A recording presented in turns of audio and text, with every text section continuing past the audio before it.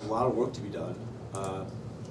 We are hopeful and optimistic that by the end of this month we'll have firm direction from the White House, from the federal government about how they're going to look at this. I was going to guess they're either going to shut it down, although from what the president said last week, it doesn't sound likely. But if they don't shut it down, I think they'll definitely constrain it, right? I can't see us having huge, extensive fields of people growing marijuana. You know, well, that's what the initiative clearly anticipates.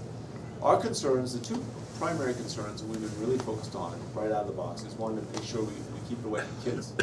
There's some studies out there that strongly suggest that with the high THC levels of modern day pot, you know, 14, 16-year-old kids, if they're smoking it even just a couple times a week, they could permanently impair their memory.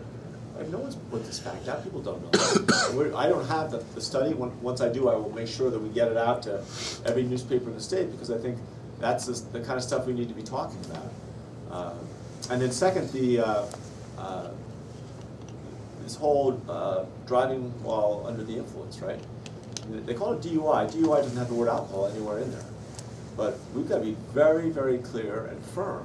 And we need what they call pro se. We need a real number that we can hang a hat on to make sure people aren't, you know, smoking pot and then going out driving. It's a risk to themselves. It's a risk to people around them.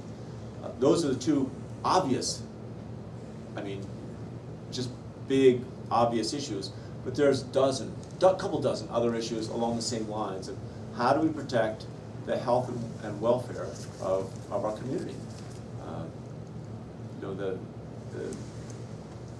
people passed this initiative for a variety of reasons, but most people expected it to be regulated and to be appropriately regulated. Well, I think that's our job, is to get out there and, you know, you can't walk around and drink whiskey out on the street, right?